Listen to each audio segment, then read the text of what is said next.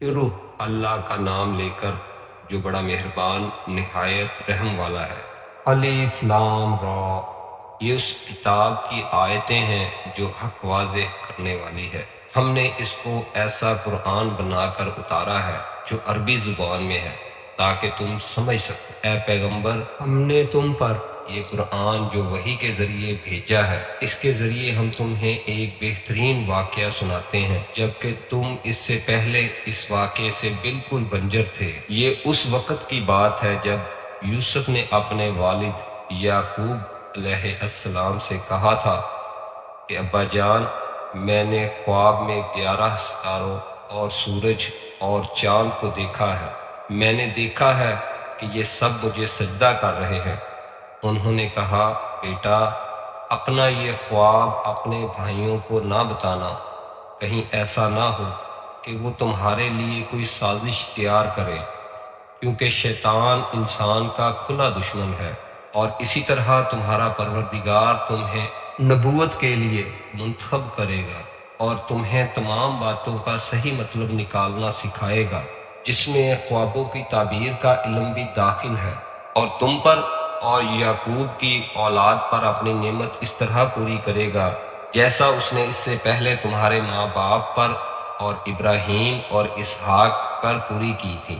یقیناً تمہارا پروردگار علم کا بھی مالک ہے، حکمت کا بھی مالک۔ حقیقت یہ ہے کہ جو لوگ تم سے یہ واقعہ پوچھ رہے ہیں، ان کے لیے یوسف اور ان کے بھائیوں کے حالات میں بڑی نشانیاں ہیں۔ یہ اس وقت کا واقعہ ہے جب یوسف کے ان سوتیلے بھائیوں نے آپس میں کہا تھا کہ یقینی طور پر ہمارے والد کو ہمارے مقابلے میں یوسف اور اس کے حقیقی بھائی بنیامین سے زیادہ محبت ہے، حالانکہ ہم ان کے لیے ایک مضبوط جتھ بنے ہوئے ہیں۔ ہمیں یقین ہے کہ ہمارے والد کسی کھلی غلط فہمی میں مبتلا ہیں۔ اب اس کا حل یہ ہے کہ یوسف کو قتل ہی کر ڈالو یا اسے کسی اور سرزمین پر پھینک آؤ، تاکہ تمہارے والد کی ساری توجہ خالص تمہاری طرف ہو جائے، اور یہ سب کرنے کے بعد پھر توبہ کر کے نیک بن جاؤ۔ انہی میں سے ایک کہنے والے نے کہا، یوسف کو قتل تو نہ کرو، البتہ اگر تمہیں کچھ کرنا ہی ہے تو اسے کسی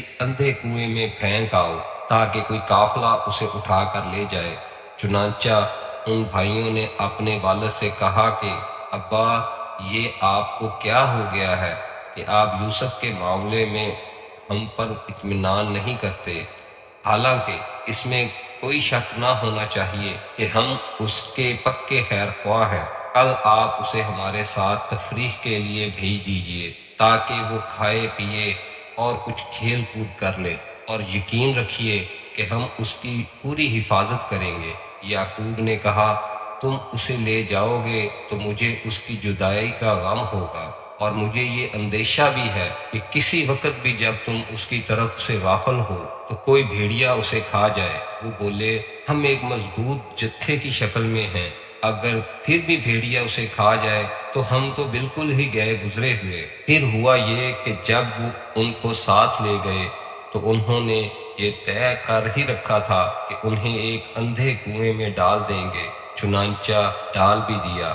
تو ہم نے یوسف پر وحی بھیجی کہ ایک وقت آئے گا جب تم ان سب کو جتلاؤ گے کہ انہوں نے یہ کیا کام کیا تھا، اور اس وقت انہیں پتہ بھی نہ ہوگا کہ تم کون ہو۔ اور رات کو وہ سب اپنے باپ کے پاس روتے ہوئے پہنچ گئے، کہنے لگے، ابا جی، یقین جانیے ہم دوڑنے کا مقابلہ کرنے چلے گئے تھے اور ہم نے یوسف کو اپنے سامان کے پاس چھوڑ دیا تھا، اتنے میں ایک بھیڑیا اسے کھا گیا، اور آپ ہماری بات کا یقین نہیں کریں گے چاہے ہم کتنے ہی سچے ہوں۔ اور وہ یوسف کی قمیض پر جھوٹ موٹ کا خون بھی لگا کر لے آئے۔ ان کے والد نے کہا، حقیقت یہ نہیں ہے بلکہ تمہارے دلوں نے اپنی طرف سے ایک بات بنا لی ہے۔ اب تو میرے لیے صبر ہی بہتر ہے، اور جو باتیں تم بنا رہے ہو ان پر اللہ ہی کی مدد درکار ہے۔ اور دوسری طرف جس جگہ انہوں نے یوسف کو کنویں میں ڈالا تھا وہاں ایک قافلہ آیا۔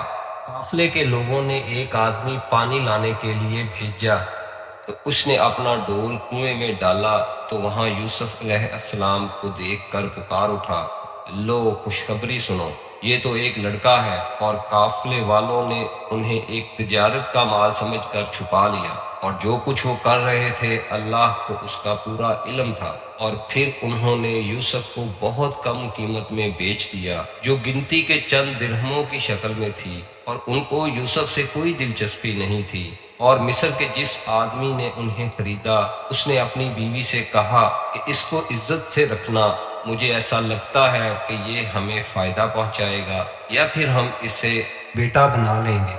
اس طرح ہم نے اس سرزمین میں یوسف کے قدم جمائے تاکہ انہیں باتوں کا صحیح مطلب نکالنا سکھائیں، اور اللہ کو اپنے کام پر پورا قابو حاصل ہے، لیکن بہت سے لوگ نہیں جانتے۔ اور جب یوسف اپنی بھرپور جوانی کو پہنچے تو ہم نے انہیں حکمت اور علم عطا کیا، اور جو لوگ نیک کام کرتے ہیں ان کو ہم اسی طرح بدلہ دیتے ہیں۔ اور جس عورت کے گھر میں وہ رہتے تھے اس نے ان کو ورگلانے کی کوشش کی اور سارے دروازوں کو بند کر دیا، اور کہنے لگی آ بھی جاؤ۔ یوسف نے کہا اللہ کی پناہ، وہ میرا آقا ہے، اس نے مجھے اچھی طرح رکھا ہے۔ سچی بات یہ ہے کہ جو لوگ ظلم کرتے ہیں انہیں فلاح حاصل نہیں ہوتی۔ اس عورت نے تو واضح طور پر یوسف کے ساتھ برائی کا ارادہ کر لیا تھا، اور یوسف کے دل میں بھی اس عورت کا خیال آ چلا تھا۔ اگر وہ اپنے رب کی دلیل کو نہ دیکھ لیتے، ہم نے ایسا اس لیے کیا تاکہ ان سے برائی اور بے حیائی کا رخ پھیر دیں۔ بے شک وہ ہمارے منتخب بندوں میں سے تھے۔ اور دونوں آگے پیچھے دروازے کی طرف دوڑے، اور اس کشمکش میں اس عورت نے ان کی قمیض کو پیچھے کی طرف سے پھاڑ ڈالا۔ اتنے میں دونوں نے اس عورت کے شوہر کو دروازے پر کھڑا پایا۔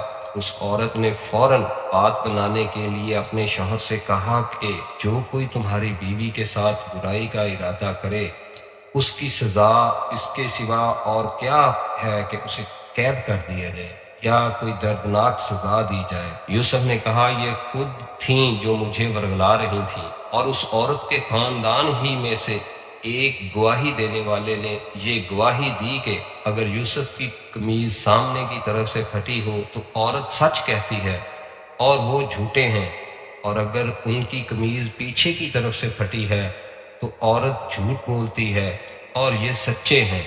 پھر جب شوہر نے دیکھا کہ ان کی قمیض پیچھے سے پھٹی ہے تو اس نے کہا کہ یہ تم عورتوں کی مکاری ہے، واقعی تم عورتوں کی مکاری بڑی سخت ہے۔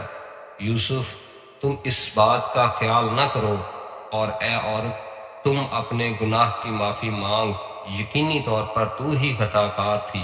اور شہر میں کچھ عورتیں یہ باتیں کرنے لگی کہ عزیز کی بیوی اپنے جوان غلام کو ورگلا رہی ہے، اس نوجوان کی محبت نے اسے فریفتہ کر لیا ہے، ہمارے خیال میں تو یقینی طور پر وہ کھلی گمراہی میں مبتلا ہے۔ چنانچہ جب اس عزیز کی بیوی نے ان عورتوں کے مکر کی یہ بات سنی، اس نے پیغام بھیج کر انہیں اپنے گھر بلوا لیا، اور ان کے لیے ایک تکیوں والی نشست تیار کی، اور ان میں سے ہر ایک کے ہاتھ میں ایک چاقو دے دیا، اور یوسف سے کہا کہ ذرا باہر نکل کر ان کے سامنے آ جاؤ۔ اب جو ان عورتوں نے یوسف کو دیکھا تو انہیں حیرت انگیز حد تک حسین پایا، اور ان کے حسن سے مبہوت ہو کر اپنے ہاتھ کاٹ ڈالے، اور بول اٹھیں کہ حاشا اللہ، یہ شخص کوئی انسان نہیں ہے، ایک قابل تکریم فرشتے کے سوا یہ کچھ نہیں ہو سکتا۔ عزیز کی بیوی نے کہا اب دیکھو یہ ہے وہ شخص جس کے بارے میں تم نے مجھے طعنے دیے تھے۔ یہ بات واقعی سچ ہے کہ میں نے اپنا مطلب نکالنے کے لیے اس پر ڈورے ڈالے، مگر یہ بچ نکلا، اور اگر یہ میرے کہنے پر عمل نہیں کرے گا تو اسے قید ضرور کیا جائے گا اور یہ ذلیل ہو کر رہے گا۔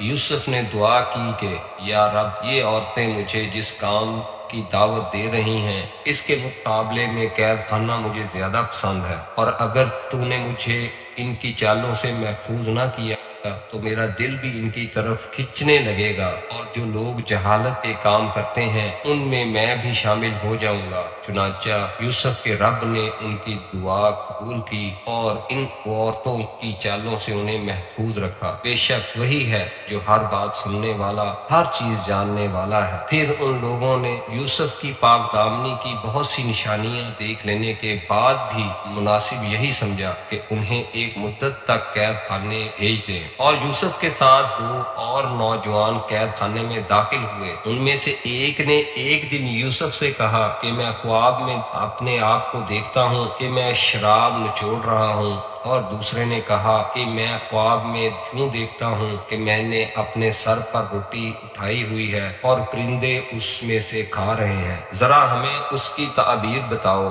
ہمیں تم نیک آدمی نظر آتے ہو۔ یوسف نے کہا جو کھانا تمہیں قید خانے میں دیا جاتا ہے وہ ابھی آنے نہیں پائے گا کہ میں تمہیں اس کی حقیقت بتا دوں گا۔ یہ اس علم کا ایک حصہ ہے جو میرے پروردگار نے مجھے عطا فرمایا ہے، مگر اس سے پہلے میری ایک بات سنو۔ بات یہ ہے کہ میں نے ان لوگوں کا دین چھوڑ دیا ہے جو اللہ پر ایمان نہیں رکھتے اور جو آخرت کے منکر ہیں، اور میں نے اپنے باپ دادا ابراہیم، اسحاق اور یعقوب کے دین کی پیروی کی ہے۔ ہمیں یہ حق نہیں ہے کہ اللہ کے ساتھ کسی بھی چیز کو شریک ٹھہرائے۔ یہ توحید کا عقیدہ ہم پر اور تمام لوگوں پر اللہ کے فضل کا حصہ ہے، لیکن اکثر لوگ اس نعمت کا شکر ادا نہیں کرتے۔ اے میرے قید خانے کے ساتھیوں، کیا بہت سے متفرق رب بہتر ہے، یا وہ ایک اللہ جس کا اقتدار سب پر چھایا ہوا ہے؟ اس کے سوا جس کی تم عبادت کرتے ہو ان کی حقیقت چند ناموں سے زیادہ نہیں ہے، اور جو تم نے اور تمہارے باپ داداؤں نے رکھ لیے ہیں، اللہ نے ان کے حق میں کوئی دلیل نہیں اتاری۔ حکمت اللہ کے سوا کسی کو حاصل، اسی نے یہ حکم دیا ہے کہ اس کے سوا کسی کی عبادت نہ کرو۔ یہی سیدھا سادہ دین ہے، لیکن اکثر لوگ نہیں جانتے۔ اے میرے قید خانے کے ساتھیوں، اب اپنے خوابوں کی تعبیر سنو۔ تم میں سے ایک کا معاملہ تو یہ ہے کہ وہ قید سے آزاد ہو کر اپنے آقا کو شراب پلائے گا، رہا دوسرا تو اس سے سلی دی جائے گی جس کے نتیجے میں پرندے اس کے سر کو نوچ کر کھائیں گے۔ جس معاملے میں تم پوچھ رہے تھے اس کا فیصلہ اسی طرح ہو چکا ہے، اور ان دونوں میں سے جس کے بارے میں ان کا گمان تھا کہ وہ رہا ہو جائے گا، اس سے یوسف نے کہا کہ اپنے آقا سے میرا بھی تذکرہ کر دینا۔ پھر ہوا یہ کہ شیطان نے اس کو یہ بات بھلا دی کہ وہ اپنے آقا سے یوسف کا تذکرہ کرتا۔ چنانچہ وہ کئی برس قید خانے میں رہے، اور چند سال بعد مصر کے بادشاہ نے اپنے درباریوں سے کہا کہ خواب میں کیا دیکھتا ہوں کہ 7 موٹی تازی گائیں ہیں جنہیں 7 دبلی پتلی گائیں کھا رہی ہیں، نیز 7 خوشے ہرے بھرے ہیں اور 7 اور ہیں جو سوکھے ہوئے ہیں۔ اے درباریوں، اگر تم خواب کی تعبیر دے سکتے ہو تو میرے اس خواب کا مطلب بتاؤ۔ انہوں نے کہا کہ یہ پریشان قسم کے خیالات معلوم ہوتے ہیں، اور ہم خوابوں کی تعبیر کے علم سے واقف بھی نہیں۔ اور ان 2 قیدیوں میں سے جو رہا ہو گیا تھا اور اسے ایک لمبے عرصے کے بعد یوسف کی یاد آئی تھی، اس نے کہا میں آپ کو اس خواب کی تعبیر بتائے دیتا ہوں، بس مجھے یوسف کے پاس قید خانے میں بھیج دیجیے۔ چنانچہ اس نے قید خانے میں پہنچ کر یوسف سے کہا، یوسف، اے وہ شخص جس کی ہر بات سچی ہوتی ہے، تم ہمیں اس خواب کا مطلب بتاؤ کہ 7 موٹی تازی گائیں ہیں جنہیں 7 دبلی پتلی گائیں کھا رہی ہیں، اور 7 خوشے ہرے بھرے ہیں اور دوسرے 7 اور ہیں جو سوکھے ہوئے ہیں۔ شاید میں لوگوں کے پاس واپس جاؤں اور انہیں خواب کی تعبیر بتاؤں تاکہ وہ بھی حقیقت جان لیں۔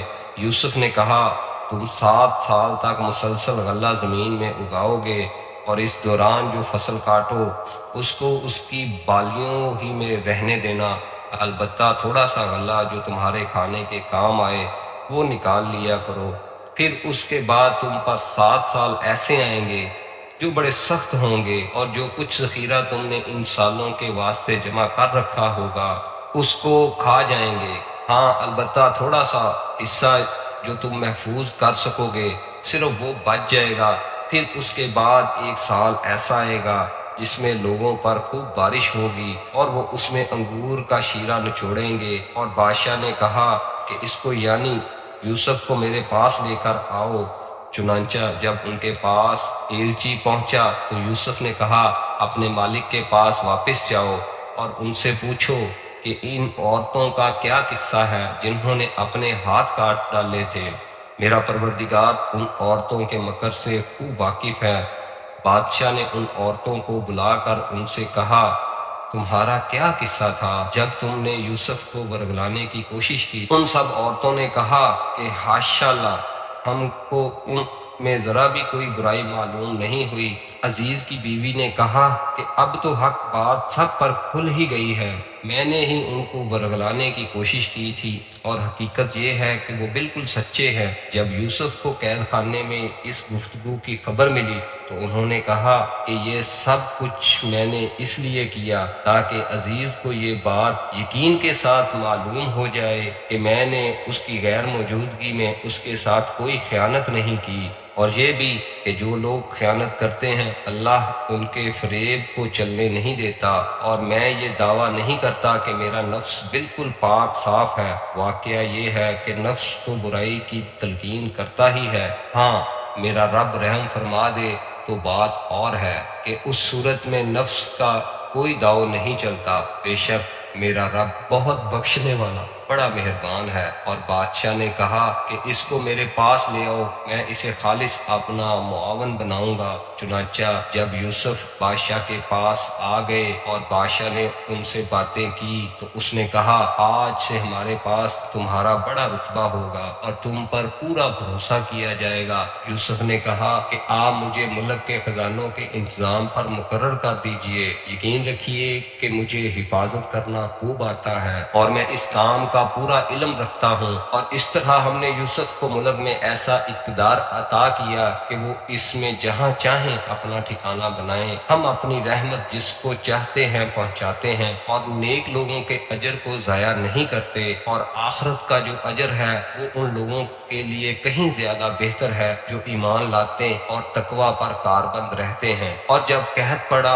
تو یوسف کے بھائی آئے اور ان کے پاس پہنچے تو یوسف نے انہیں پہچان لیا اور وہ یوسف کو نہیں پہچانے۔ اور جب یوسف نے ان کا سامان تیار کر دیا تو ان سے کہا کہ آئندہ اپنے باپ شریک بھائی کو بھی میرے پاس لے کر آنا۔ کیا تم یہ نہیں دیکھ رہے ہو کہ میں پیمانہ بھر بھر کر دیتا ہوں اور میں بہترین مہمان نواز بھی ہوں؟ اب اگر تم اسے لے کر نہ آئے تو میرے پاس تمہارے لیے کوئی غلہ نہیں ہوگا اور تم میرے پاس بھی نہ پھٹکنا۔ تو بولے، ہم اس کے والد کو اس کے بارے میں بہلانے کی کوشش کریں گے کہ وہ اسے ہمارے ساتھ بھیج دے، اور ہم ایسا ضرور کریں گے۔ اور یوسف نے اپنے نوکروں سے کہہ دیا کہ وہ ان بھائیوں کا مال جس کے بدلے انہوں نے غلہ خریدا ہے انہی کے گوداموں میں رکھ دے، تاکہ جب یہ لوگ اپنے گھر والوں کے پاس واپس پہنچے تو اپنے مال کو پہچان لے، شاید اس احسان کی وجہ سے وہ دوبارہ آئے۔ چنانچہ جب وہ اپنے والد کے پاس واپس پہنچے تو انہوں نے کہا، ابا جان، آئندہ ہمیں غلہ دینے سے انکار کر دیا گیا ہے، لہٰذا آپ ہمارے بھائی بنیامین کو ہمارے ساتھ بھیج دیجئے تاکہ ہم پھر غلہ لا سکیں، اور یقین رکھیے کہ ہم اس کی پوری حفاظت کریں گے۔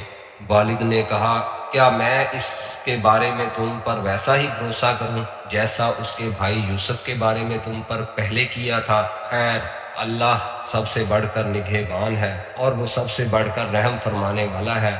اور جب انہوں نے اپنا سامان کھولا تو دیکھا کہ ان کا مال بھی ان کو لوٹا دیا گیا ہے، تو وہ کہنے لگے، ابا جان، ہمیں اور کیا چاہیے؟ یہ ہمارا مال ہے جو ہمیں لوٹا دیا گیا ہے، اور اس مرتبہ ہم اپنے گھر والوں کے لیے اور غلہ لائیں گے اور اپنے بھائی کی حفاظت کریں گے، اور ایک اونٹ کا بوجھ زیادہ لے کر آئیں گے، اس طرح یہ زیادہ غلہ بڑی آسانی سے مل جائے گا۔ والد نے کہا، میں اس بنیامین کو تمہارے ساتھ اس وقت تک ہرگز نہیں بھیجوں گا جب تک تم اللہ کے نام پر مجھ سے یہ عہد نہ کرو کہ اسے ضرور میرے پاس واپس لے کر آؤ گے، اعلیٰ یہ کہ تم واقعی بے بس ہو جاؤ۔ چنانچہ جب انہوں نے اپنے والد کو یہ عہد دے دیا تو والد نے کہا، جو قول و قرار ہم کر رہے ہیں اس پر اللہ نگہبان ہے، اور ساتھ ہی یہ بھی کہا کہ میرے بیٹو، تم سب ایک دروازے سے شہر میں داخل نہ ہونا بلکہ مختلف دروازوں سے داخل ہونا۔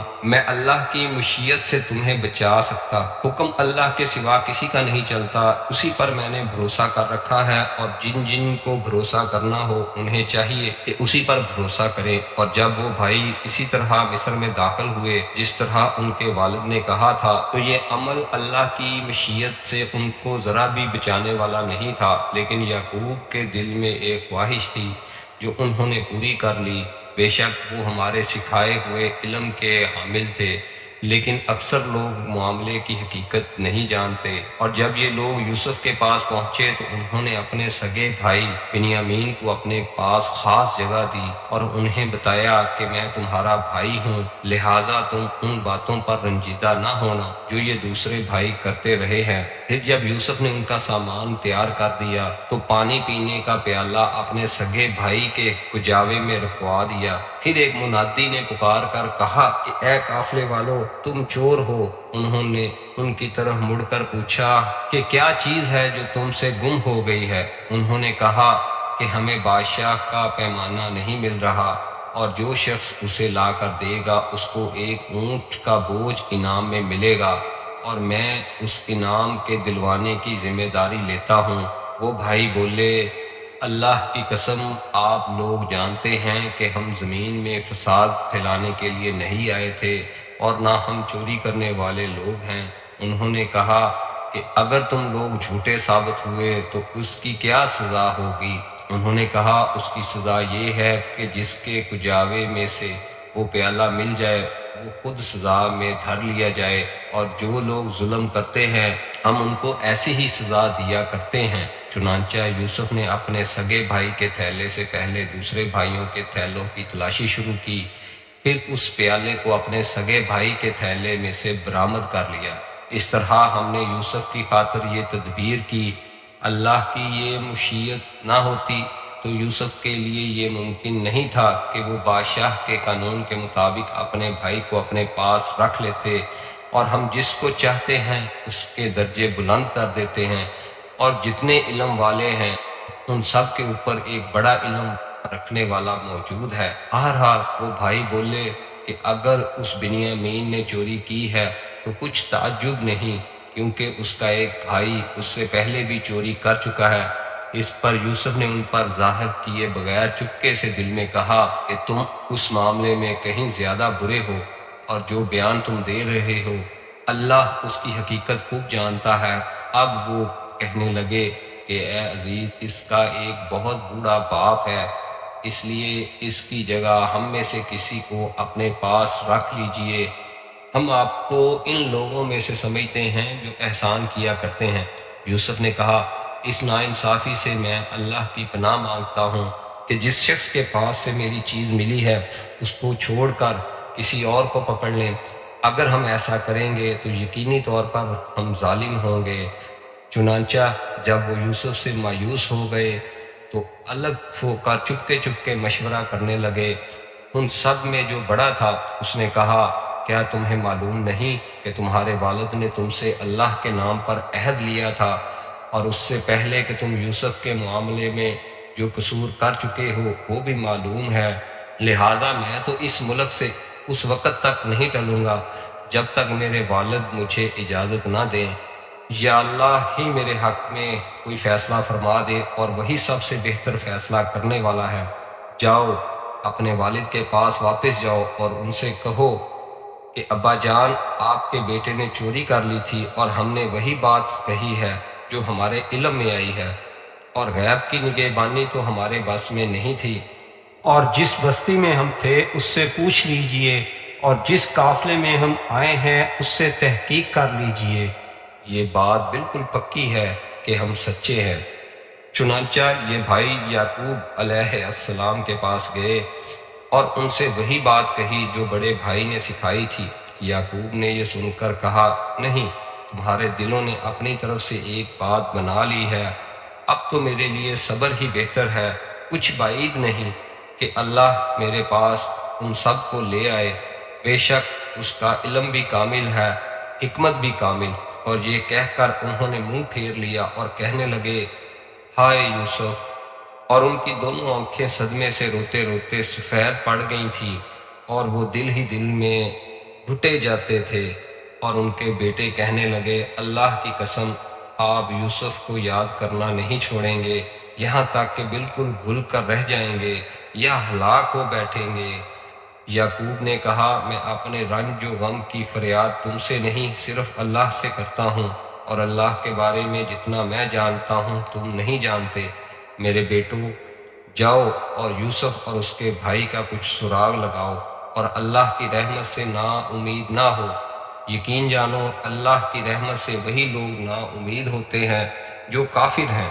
چنانچہ وہ یوسف کے پاس پہنچے، اور انہوں نے یوسف سے کہا، اے عزیز، ہم پر اور ہمارے گھر والوں پر سخت مصیبت پڑی ہوئی ہے، اور ہم ایک معمولی سی پونجی لے کر آئے ہیں۔ آپ ہمیں پورا پورا غلہ دے دیجئے اور اللہ کے لیے ہم پر احسان کیجئے۔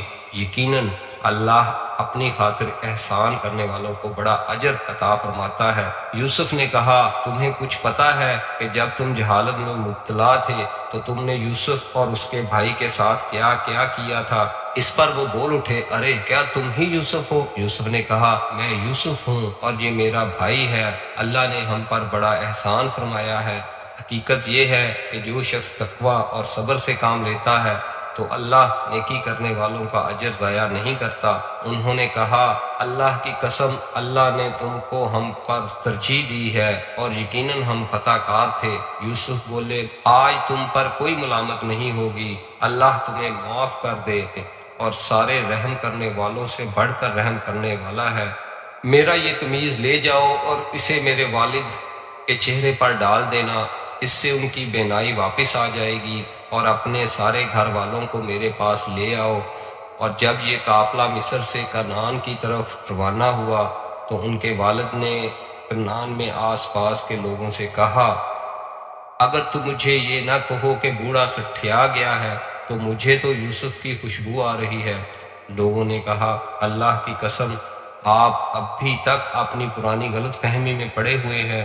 کہ جب خوشخبری دینے والا پہنچ گیا تو اس نے یوسف کی قمیض ان کے منہ پر ڈال دی، اور فوراً ان کی بینائی واپس آ گئی۔ انہوں نے اپنے بیٹوں سے کہا، کیا میں نے تم سے نہیں کہا تھا کہ اللہ کے بارے میں جتنا میں جانتا ہوں تم نہیں جانتے؟ وہ کہنے لگے، ابا جان، آپ ہمارے گناہوں کی بخشش کی دعا فرمائیے، ہم یقیناً بڑے خطا کار تھے۔ یعقوب نے کہا، میں عنقریب اپنے پروردگار سے تمہاری بخشش کی دعا کروں گا، بے شک وہی ہے جو بہت بخشنے والا بڑا مہربان ہے۔ پھر جب یہ سب لوگ یوسف کے پاس پہنچے تو انہوں نے اپنے والدین کو اپنے پاس جگہ دی، اور سب سے کہا کہ آپ مصر میں داخل ہو جائیں، جہاں انشاءاللہ سب چین سے رہیں گے۔ اور انہوں نے اپنے والدین کو تخت پر بٹھایا، اور وہ سب ان کے سامنے سجدے میں گر پڑے۔ اور یوسف نے کہا، ابا جان، یہ میرے پرانے خواب کی تعبیر ہے جسے میرے پروردگار نے سچ کر دکھایا، اور اس نے مجھ پر بڑا احسان فرمایا کہ مجھے قید خانے سے نکال دیا اور آپ لوگوں کو دیہات سے یہاں لے آیا، حالانکہ اس سے پہلے شیطان نے میرے اور میرے بھائیوں کے درمیان فساد ڈال دیا تھا۔ حقیقت یہ ہے کہ میرا پروردگار جو کچھ چاہتا ہے اس کے لیے بڑی لطیف تدبیریں کرتا ہے، بے شک وہی ہے جس کا علم بھی کامل ہے، حکمت بھی کامل۔ میرے پروردگار، تو نے مجھے حکومت سے بھی حصہ عطا فرمایا، اور مجھے تعبیر خواب کے علم سے بھی نوازا۔ آسمانوں اور زمین کے پیدا کرنے والے، تو ہی دنیا اور آخرت میں میرا رکھوالا ہے۔ مجھے اس حالت میں دنیا سے اٹھانا کہ میں تیرا فرما بردار ہوں، اور مجھے نیک لوگوں میں شامل کرنا۔ اے پیغمبر، یہ تمام واقعہ غیب کی خبروں کا ایک حصہ ہے جو ہم تمہیں وحی کے ذریعے بتا رہے ہیں، اور تم اس وقت یوسف کے بھائیوں کے پاس موجود نہیں تھے جب انہوں نے سازش تیار کر کے اپنا فیصلہ پختہ کر لیا تھا کہ یوسف کو کنویں میں ڈال دیں گے۔ اس کے باوجود اکثر لوگ ایمان لانے والے نہیں ہیں، چاہے تمہارا کیسا ہی دل چاہتا ہو، حالانکہ تم ان سے اس تبلیغ پر کوئی اجرت نہیں مانگتے۔ یہ تو دنیا جہان کے سب لوگوں کے لیے بس ایک نصیحت کا پیغام ہے، اور آسمانوں اور زمین میں کتنی ہی نشانیاں ہیں جن پر ان کا گزر ہوتا رہتا ہے، مگر یہ ان سے منہ موڑ لیتے ہیں۔ اور ان میں سے اکثر لوگ ایسے ہیں کہ اللہ پر ایمان بھی رکھتے ہیں تو اس طرح کہ وہ اس کے ساتھ شریک بھی کرتے جاتے ہیں۔ بھلا کیا ان لوگوں کو اس بات کا ذرا ڈر نہیں ہے کہ اللہ کے عذاب کی کوئی بلا آ کر ان کو لپیٹ لے، یا ان پر قیامت اچانک ٹوٹ پڑے اور انہیں پہلے سے احساس بھی نہ ہو؟ اے پیغمبر کہہ دو کہ یہ میرا راستہ ہے، میں بھی پوری بصیرت کے ساتھ اللہ کی طرف بلاتا ہوں، اور جنہوں نے میری پیروی کرنی ہے وہ بھی، اور اللہ ہر قسم کے شر سے پاک ہے، اور میں ان لوگوں میں سے نہیں ہوں جو اللہ کے ساتھ کسی کو شریک ٹھہراتے ہیں۔ اور ہم نے تم سے پہلے جو رسول بھیجے وہ سب مختلف بستیوں میں بسنے والے انسان ہی تھے جن پر ہم وحی بھیجتے تھے، تو کیا ان لوگوں نے زمین میں چل پھر کر یہ نہیں دیکھا کہ ان سے پہلے کی قوموں کا کیا انجام ہوا؟ اور آخرت کا گھر یقیناً ان لوگوں کے لیے کہیں بہتر ہے جنہوں نے تقوی اختیار کیا۔ یا پھر بھی تم عقل سے کام نہیں لیتے؟